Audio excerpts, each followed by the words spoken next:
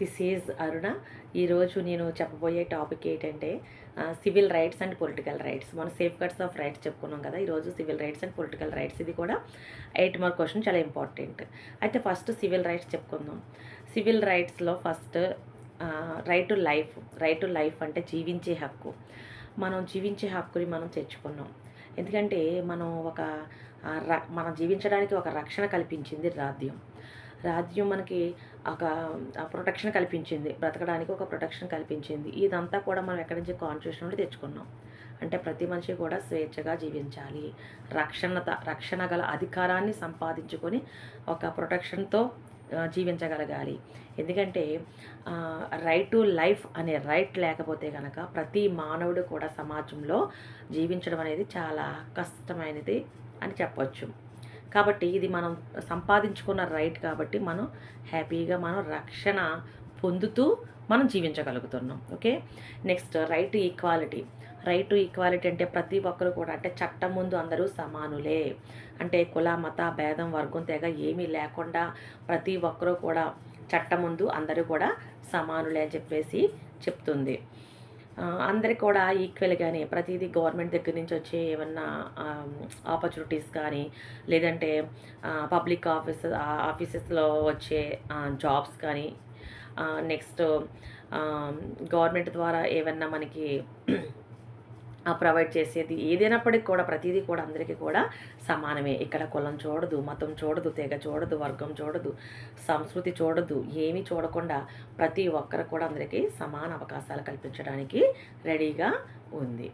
Next right to Liberty. Right to Liberty అంటే ప్రతి మానవుడు కూడా సమాజంలో స్వేచ్ఛగా బతకడానికి ఇక్కడ రైట్ అనేది కాన్స్టిట్యూషన్ ఇచ్చింది.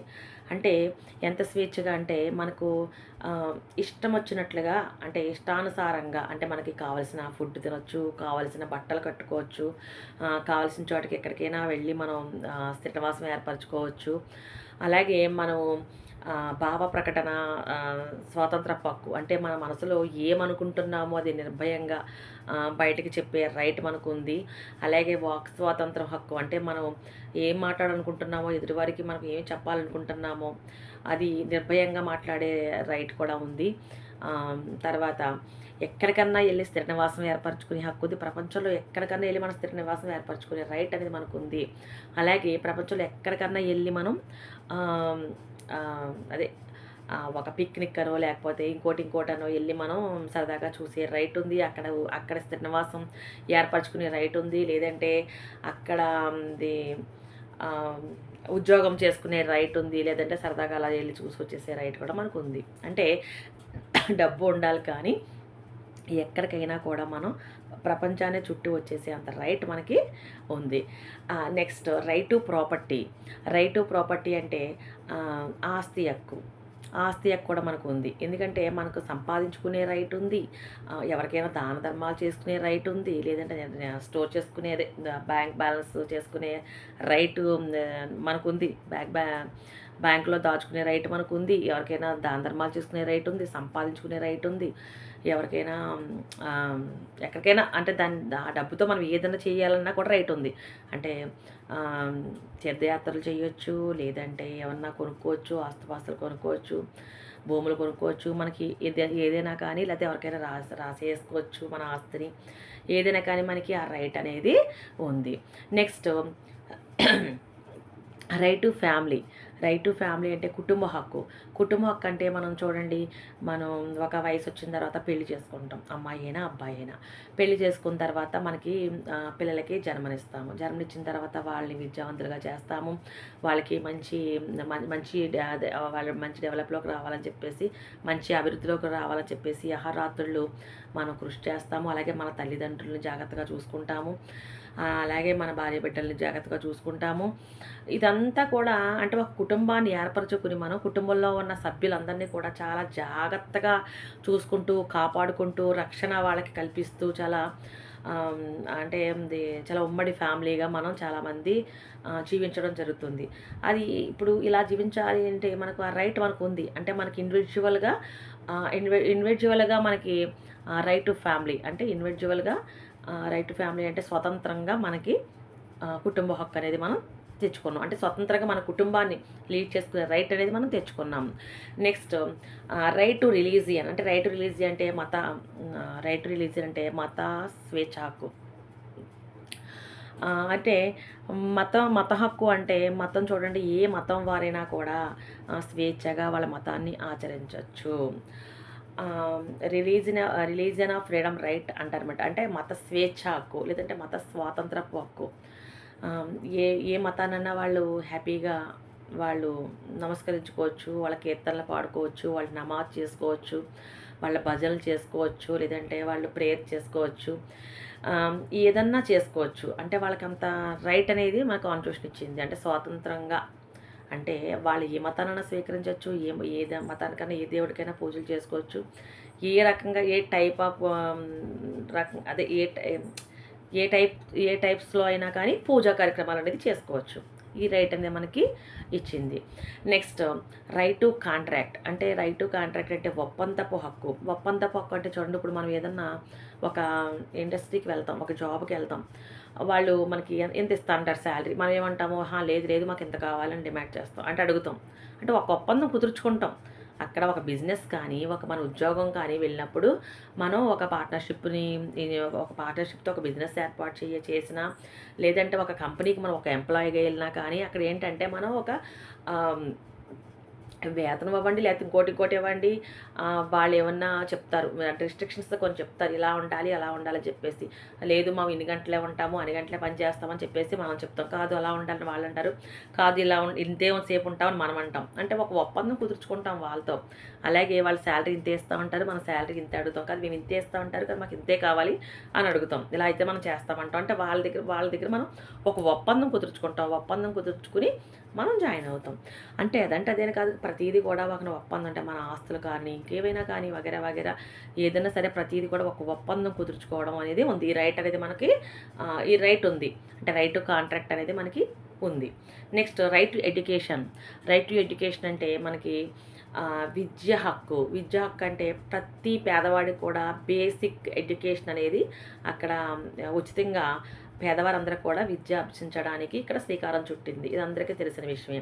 అంటే ప్రతి ఒక్కరూ కూడా ఎంతో కొంత బేసిక్ నాలెడ్జ్ అన్నా ఉండాలి. అంటే కొంచెం అన్న అంటే చదవగలగాలి, రాయగలగాలి. ఆ మాత్రం విద్య అన్న ప్రతి ఒక్కరు కూడా నేర్చుకోవాలని చెప్పేసి అక్కడి నుంచి గవర్నమెంటే ప్రతిదీ కూడా ఇక్కడ అందరికీ కూడా ఉచితంగా ఇస్తుంది. గతంలో అలా ఇచ్చేది, అంటే బేసిక్ ఎడ్యుకేషన్. కానీ ఇప్పుడు అలా కాదు కదా, హైయర్ ఎడ్యుకేషన్ కూడా ఫ్రీగా ఇవ్వడం జరుగుతుంది గవర్నమెంట్. కాబట్టి గవర్నమెంట్ వారికి మనం ఎంతన్నా రుణపడి ఉన్నాం ప్రతి ఒక్కరం కూడా. ఈరోజు మనం ఎంత బాగా చదువుకొని పెద్ద చదువులు చదువుకొని పెద్ద ఉద్యోగాలు చేపడుతున్నామంటే దానికి కారణం మనకున్న ప్రభుత్వం, అలాగే మన ప్రభుత్వంలో ఉన్న అధికారులు, వాళ్ళ వల్లే కదా. కాబట్టి వాళ్ళకి ఎప్పుడు కూడా మనం విధేయులే ఉండాలి. నెక్స్ట్ ఈ విద్య నేర్చుకోకపోతే ఎలా ఉంటుంది, మనకి ఏమీ తెలియదు. అంటే విద్య నేర్చుకుంటే జ్ఞానం వస్తుంది, జ్ఞానం వస్తే మనం ఏదన్నా సాధించగలుగుతాం. అదే విద్య లేకపోతే ఎలా ఉంటుంది, విద్య లేకపోతే వాడు దేనికి పనికిరాడు, ఏమీ చేయలేడు. అంటే వాట్ ఈజ్ వాట్ అంటే ఏంటిది కూడా తెలియదు. అంటే అజ్ఞానులుగా ఉండిపోతారు. అంటే మనం చదువుకుంటే కనుక జ్ఞానం వస్తుంది, జ్ఞానం వస్తే ఇది ఇలా చేయాలి, అలా ఉండాలి, ఇలా ఉండాలని చెప్పేసి అంత నాలెడ్జ్ ఇంకా మనకి డెవలప్ అవుతుంది. కాబట్టి ప్రతి ఒక్కరికి కూడా కనీస విద్య అనేది అన్న ఉండాలి అని చెప్పేసి నొక్కి ఒక్కాలిస్తూ చెప్తుంది government. Next right to form association and unions. అంటే మనకి సంఘాలు, సంస్థలు ఏర్పరచుకునే రైట్. అంటే చూడండి, ప్రతి మనిషి కూడా మనం సంఘాలు ఏర్పరచుకోవచ్చు, అలాగే యూనియన్స్ ఏర్పాటు చేసుకోవచ్చు.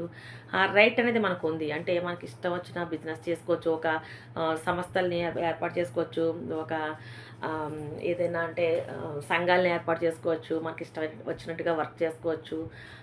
లేకపోతే బిజినెస్ పార్ట్నర్ని తీసుకుని మనం దాన్ని ఇంకా డెవలప్ చేసుకోవచ్చు, పార్ట్నర్తో మనం ఇంకా డెవలప్ చేసుకోవచ్చు, లేదంటే మనం ఓన్గా డెవలప్ చేసుకోవచ్చు, లేదంటే మన కుటుంబ సభ్యులతో డెవలప్ చేసుకోవచ్చు. ఇలా రకరకాలుగా మనకి ఉంటుంది. తర్వాత రైట్ టు కాన్స్టిట్యూషనల్ రెమెడీస్ అంటే మనం చాలాసార్లు చెప్పుకున్నాం. రైట్ టు కాన్స్టిట్యూషనల్ రెమెడీస్ అంటే రాజ్యాంగ పరిహారపు హక్కు అంటే రాజ్యాంగం మనకి ఇచ్చిన హక్కుల్లో మనకి ఏదన్నా ఉల్లంఘన జరిగితే కనుక మనకి పరిహారం పరిహారం రూపంలో అంటే రైట్స్‌కి మనం హామీ ఇస్తుంది కాన్స్టిట్యూషన్ అని చెప్పుకున్నాం. హక్కుల్ని ఎల్లప్పుడూ కూడా కాపాడుతుంది. కానీ అలాంటి హక్కులకి ఎవరన్నా మన హక్కుల్ని కాలు రాస్తే దానికి ఆజ్ఞలనేది రిలీజ్ చేయబడుతుంది. అదే రిట్స్ ద్వారా రిలీజ్ చేయబడుతుంది. అవే చెప్పుకున్నాం కదా! అది హేబియస్ కార్పస్, మాండమస్, సెర్ష్యూరీ, కో వారెంటో, ప్రొహిబిషన్. ఆర్టికల్ 32 ప్రకారం సుప్రీంకోర్టు, ఆర్టికల్ 226 ప్రకారంగా హైకోర్టుని. ఇది ఎప్పుడు మర్చిపోకూడదు. ఓకేనా? అందుకని డాక్టర్ బిఆర్ అంబేద్కర్ ఏమన్నారంటే రాజ్యాంగానికి ఈ రాజ్యాంగ పరిహారపు ఒక ఆత్మ లాంటిది అని చెప్పడం, ఒక హార్ట్ లాంటిదని చెప్పి చక్కగా వర్ణించడం కూడా జరిగింది. ఇవి civil rights. Next political rights. Political rights అంటే ఇందాక ఇవన్నీ సివిల్ రైట్స్ అంటే ఒక పౌర హక్కులు, పౌరునికి ఉండే హక్కులు. కానీ ఇప్పుడు పొలిటికల్ రైట్స్ అంటే రాజకీయంగా పౌరులకందరూ కూడా రాజకీయ హక్కులు ఏమున్నాయి అని చెప్పేసి మనకి ఇక్కడ చెప్తుంది. First right to vote. Right to vote అంటే మనకి ఓటు హక్కు. ప్రతి ఒక్కరు కూడా ఓటు హక్కు ఉంది. మనకి 1951, 52 మధ్యలో మనకి ఎలక్షన్స్ జరిగినాయి. ఎలక్షన్ జరిగినప్పుడు మరి ప్రతి ఒక్కరు కూడా ఇదివరకు చెప్పుకున్నాం 21 సంవత్సరానికి ఓటు ఉండేది. గతంలో బ్రిటిష్ కాలంలో ఓట్లని ఉండేవి, కానీ బాగా చదువుకున్న వారికి, అలాగే బాగా ఆస్తుపాస్తులు ఉన్న వారికి, ఇలాంటి వాళ్ళకి కొంతమంది మాత్రమే పరిమితంగా ఓట్లనేవి ఉండేవి. మనకి 1951, 1952 సాధారణ ఎలక్షన్లు అయిన తర్వాత ప్రతి ఒక్కరికి కూడా 21 సంవత్సరం నిండిన ప్రతి పేదవాడికి కానీ, ధనవంతుడికి కానీ, ముసలివాడికి కానీ, యువకులకు కానీ, యువకులకు కానీ ప్రతి ఒక్కరికి కూడా అందరికి కూడా ఓటు అనేది వచ్చింది. కానీ అది 64 వరకు కూడా అప్పుడు ఎవరున్నారు, మనకి జవహర్లాల్ నెహ్రూ గారు ఉన్నారని చెప్పుకున్నాము. 1964 వరకు కూడా ఆయనే ప్రధానిగా ఉన్నారు. తర్వాత ఆయన మరణించడం జరిగింది. తర్వాత రాజీవ్ గాంధీ గారు వచ్చారు. రాజీవ్ గాంధీ గారు వచ్చిన తర్వాత 1988లో ఒక యాక్ట్ తీసుకొచ్చారు. 61 కాన్స్టిట్యూషన్ అమెండ్మెంట్ యాక్ట్ ద్వారా, అంటే 61వ రాజ్యాంగ సవరణ చట్టం ద్వారా ఒక యాక్ట్ తీసుకొచ్చారని చెప్పుకున్నాము. అది ఏంటంటే 61 సంవత్సరాల నుంచి 18 సంవత్సరాలకు కుదించేయడం జరిగింది. అందుకే ప్రతి ఒక్కరు కూడా ఓటు హక్కు అనేది వచ్చింది. 1988లో ఈ యాక్ట్ తీసుకొచ్చి దాన్ని ఆమోదించడం జరిగిన తర్వాత, రాష్ట్రపతి ఆమోదించిన తర్వాత దాన్ని మనకి 1989లో ప్రజానీకంగా అమల్లోకి తెచ్చారు అని చెప్పుకున్నాము. అదే టైంలో అది విశ్వవ్యాప్తంగా ఒకేసారి 18 ఏళ్ళు కుదించడం వల్ల మనకి 5 కోట్ల జనాభాకి ఓటు హక్కు వచ్చిందని చెప్పుకున్నాము. ఇదంతా గతంలో చెప్పుకున్నాం, మీకు గుర్తుండే ఉంటుంది. అయితే ఈ రకంగా ప్రతి ఒక్కరు కూడా ఓటేసే రైట్ అనేది ఉంది. ప్రతి ఒక్కరు కూడా సురక్షితంగా వెళ్ళి ఓటేసి రావడం అనేది మనకి దాదాపు పూర్వం నుంచి కూడా అనాదిగా వచ్చే ఆచారం అని కూడా చెప్పుకోవచ్చు. Next right to contest as candidate in elections. అంటే ఎలక్షన్స్లో పోటీ చేసే అభ్యర్థి, ఎలక్షన్లో పోటీ చేయడానికి ప్రతి అభ్యర్థికి కూడా రైట్స్ అనేవి ఇచ్చింది కాన్స్టిట్యూషన్, పొలిటికల్ రైట్స్లో. ఎందుకంటే రాజకీయాల్లో ప్రావీణ్యుడై ఉండాలి, రాజకీయ అనుభవై ఉండాలి, రాజకీయ జ్ఞానం తెలిసిన వాడై ఉండాలి, అలాగే ఒక లీడర్షిప్ క్వాలిటీస్ ఉన్నవాడై ఉండాలి, రాజ్యాన్ని గురించి, ప్రభుత్వం గురించి క్షుణ్ణంగా అధ్యయనం చేసిన వాడై ఉండాలి, పరిపాలన విధానం గురించి చక్కగా అధ్యయనం చేసి ప్రజల్ని ఎలాగా చూడాలో, అంటే రూలింగ్ ఎలా చేయాలో అంతా కూడా క్షుణ్ణంగా తెలిసిన వాడై ఉండాలి. అలా తెలిసిన వాడే ఉన్నప్పుడు ప్రతి ఒక్కరు కూడా మన రాజ్యాంగం రైటు ఓటు ఇచ్చింది కాబట్టి ప్రతి ఒక్కరు కూడా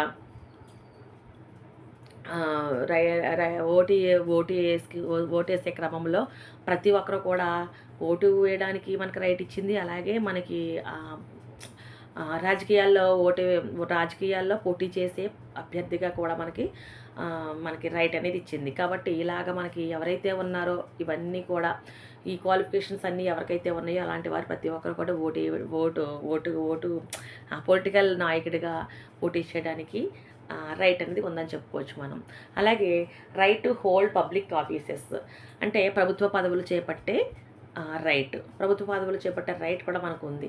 ఎందుకంటే మనకి చూడండి, ప్రభుత్వంలో ఎమ్మెల్సీ ఓట్లు ఉంటాయి, ఎమ్మెల్యే ఓట్లు ఉంటాయి, ఎంపీ ఓట్లు ఉంటాయి, ఇంకెలాగా మనకి లోకల్ గవర్నమెంట్లో ఇంకా రకరకాల సర్పంచ్ ఓట్లు ఎలక్షన్స్ ఉంటాయి, మున్సిపాలిటీ ఎలక్షన్స్ ఉంటాయి, మండలం ఎంపీడీఓ ఎలక్షన్స్ ఉంటాయి, ఇవన్నీ ఉంటాయి కదా. అంటే ప్రభుత్వ పదవులను చేపట్టే రైట్ కూడా మనకి ఇచ్చింది. అంటే చాలా గ్రూప్ 1, గ్రూప్ 2, గ్రూప్ 3, గ్రూప్ 4 అలాగా, అంటే ఎంఆర్ఓ, విఆర్ఓ ఇలాంటి జాబులకు కూడా మనకి, అంటే ప్రభుత్వ పదవులను చేపట్టే హక్కు కూడా మనకి ఇచ్చింది. ప్రతి ఒక్కరు కూడా గ్రూప్స్ అవి రాసుకుని సివిల్స్ కానీ, తర్వాత ఇలాగా రెవెన్యూ డిపార్ట్మెంట్స్ కానీ రకరకాలుగా మనం జాబులు కొడుతున్నాం, చూస్తూనే ఉంటున్నాం. అంటే ప్రభుత్వ పదవుల్ని చేపట్టే రైటు ఇదివరకు గతంలో అందరికి ఉండేది కాదు. ఇప్పుడు ప్రతి ఒక్కరికి కూడా రైట్ అనేది ప్రతి ఒక్కరికి ఇవ్వడం జరిగింది. అలాగే రైట్ టు పిటిషన్ అంటే విజ్ఞాపన హక్కు. విజ్ఞాపన హక్కు అంటే చూడండి, మనం చెప్పుకున్నాం, పిల్లు చెప్పుకున్నాం. అంటే మనకి సత్వర న్యాయం జరిగేలాగా ఈ పిల్లు ఇలాంటివన్నీ వచ్చాయి చెప్పుకున్నాం. అంతేకాకుండా మనకి మనకి ప్రతి పబ్లిక్ ఆఫీసులో, అదే ప్రతి రెవెన్యూ ఆఫీసులో కూడా మనకి ప్రతి ఎవ్రీ మండే కూడా గ్రీవెన్స్ సెల్ అని ఉంటుంది. మనకి గ్రీవెన్సెన్స్ కూడా జరుగుతుంది. ఆ గ్రీవెన్స్లో కూడా మనకి గ్రీవెన్సెన్స్లో ఏంటి అంటే అర్జీలు పెట్టుకుంటాం. అంటే మనకి ఏదన్నా నీడ్స్ ఉన్నా, లేదంటే మనకి ఏమన్నా ప్రభుత్వం దగ్గర నుంచి మనకి ఏమన్నా పథకాలు అందకపోయినా, లేదంటే మనకి ఏమన్నా ఇల్లు రాకపోయినా, లేక చేను తగాదాలు ఉండి ఇదైనా సంథింగ్ ఏదైనా ఉన్నా కానప్పటికీ కూడా మనం ఇక్కడ ఈ ప్రభుత్వం ద్వారా ప్రతిదీ కూడా పొందుతున్నాము. అంటే పిటిషన్ పెట్టుకుని దాని ద్వారా సత్వర న్యాయం అనేది పొందుతున్నాము. అంటే లోక్ అదాలత్ కానీ ఇలాంటివన్నీ కూడా సత్వర న్యాయం జరిగేటట్లు, అలాగే పబ్లిక్ ఇంట్రెస్ట్ లిటిగేషన్ అంటే పిల్ ద్వారా కానీ ఇలాంటి ద్వారా అన్నిటి ద్వారా కూడా మనం చాలా సత్వర న్యాయం అనేది పొందుతున్నాము. తర్వాత రైట్ టు క్రిటిసిజం అంటే చూడండి, ప్రభుత్వ నాయకుడిని, ఒక పొలిటికల్ నాయకుడిని ఎలాగైతే మనం ఎన్నుకున్నామో అలాగే దించేసే అధికారం కూడా మనకు ఉంది. ఎందుకంటే మనకి ప్రజాస్వామ్య వ్యవస్థలో, భారతదేశంలో మనకి ప్రజాస్వామ్య వ్యవస్థ అనేది అత్యధికంగా మనకి చాలా ఇంపార్టెంట్. అయితే ఈ ప్రజాస్వామ్య దేశంలోనే ప్రతి వారికి కూడా సాధ్యం అవుతుంది. ఏంటంటే అందరూ కూడా స్వేచ్ఛగా బతకడానికి కానీ, వాళ్ళ మతాన్ని ఆచరించుకోవడానికి కానీ, వాళ్ళ సంస్కృతిని కాపాడుకోవడానికి కానీ, వాళ్ళ కులాన్ని, వాళ్ళ తెగల్ని, వాళ్ళ మతాన్ని ప్రతిదీ కూడా వాళ్ళు కాపాడుకుంటా కానీ మనకి ఇక్కడ ఈ రైట్ అనేది ఇచ్చింది. ఇది పొలిటికల్ రైట్. అంటే మనకి ఇప్పుడు మనం ఏ రకంగా అయితే మనం ప్రత్యక్షంగా ఎన్నుకుంటున్నామో, ప్రతి నియోజకవర్గం నుంచి మనకు ఎమ్మెల్యేని, ఎంపీస్ని మనం ప్రత్యక్షంగా ఎన్నుకుంటున్నామో, వాళ్ళే రేపొద్దున్న ఏదన్నా కానీ తప్పు చేసిన యెడల, ఒకవేళ పరిపాలన విధానం బాగోపోయినా మనం అప్పుడు క్రిటిసిజం చేసే రైట్ అనేది, అంటే విమర్శించే రైట్ అనేది మనకి కాన్స్టిట్యూషన్ అనేది ఇచ్చింది. కాబట్టి మనం ఏ రకంగా అయితే మన పొలిటికల్ నాయకుడిని ఏ రకంగా అయితే మనం నిలబెట్టుకుంటామో ఆ రకంగా దించేసుకునే రైట్ కూడా మనకి ఇచ్చింది. కాబట్టి ఇవి జాగ్రత్తగా సివిల్ రైట్స్, పొలిటికల్ రైట్స్ మీకు అందులో అర్థమైన ఈజీగా ఉన్న రైట్స్ ఏమనుకుంటున్నారో ఇవి సివిల్ రైట్స్, పొలిటికల్ రైట్స్ కూడా తీసి చదువుకోండి. ఓకే.